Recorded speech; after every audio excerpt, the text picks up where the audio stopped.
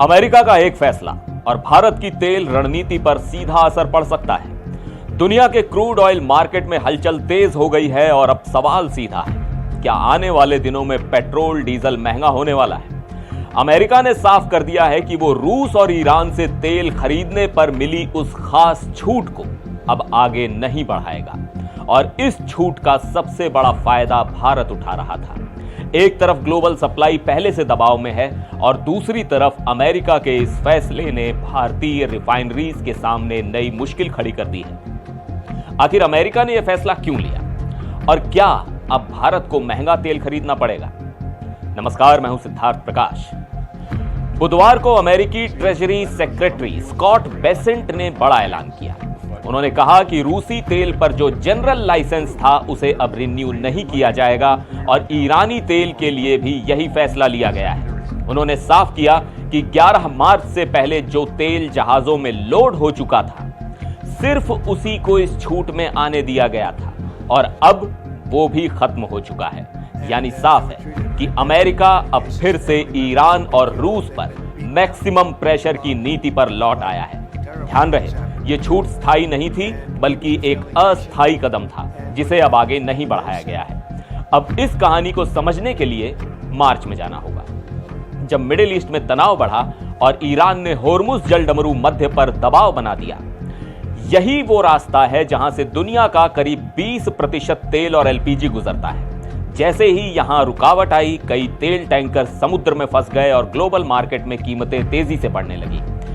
इसी हालात को संभालने के लिए अमेरिका ने कुछ समय के लिए प्रतिबंधों में ढील दी।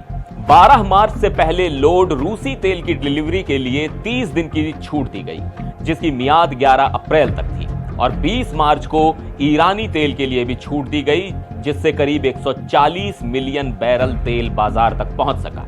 अब बात भारत की। भारत, जो दुनिया का तीसरा सबसे बड़ा तेल उपभोक्ता है, उसने इस छूट का भरपूर फायदा उठाया। रिपोर्ट्स के मुताबिक भारत ने करीब 3 करोड़ बैरल रूसी तेल का ऑर्डर दिया।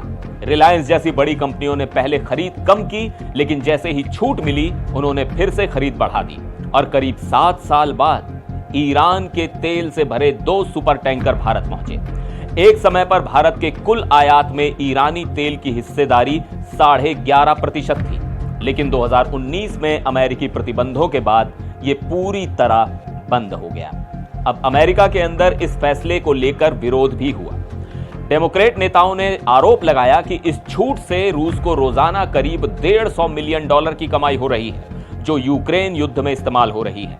अमेरिकी सीनेटर रिचर्ड ब्लूमेंटल और चक शूमर जैसे नेताओं ने इसे खतरनाक नीति बताया और इसे खत्म करने की मांग की।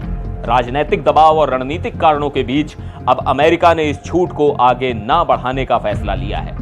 अब सबसे बड़ा सवाल यही है, सस्ते रूसी और ईरानी तेल के बिना भारत अपनी जरूरत कैसे पूरी करेगा? क्या अब भारत को महंगे विकल्प चुनने होंगे? क्या मिडिल ईस्ट पर निर्भरता फिर बढ़ेगी? और सबसे अहम, क्या इसका असर आपकी जेब पर पड़ेगा? क्योंकि सच यही है कि दुनिया का तेल बाजार जितना हिलता है उसका असर सीधे आम आदमी तक पहुंचता है। अब देखना यह है कि भारत इस नई स्थिति से कैसे निपटता है। इस वीडियो में बस इतना ही, फिर मिलेंगे एक और खबर के साथ। देखते रहिए एनडीटीवी इंडिया।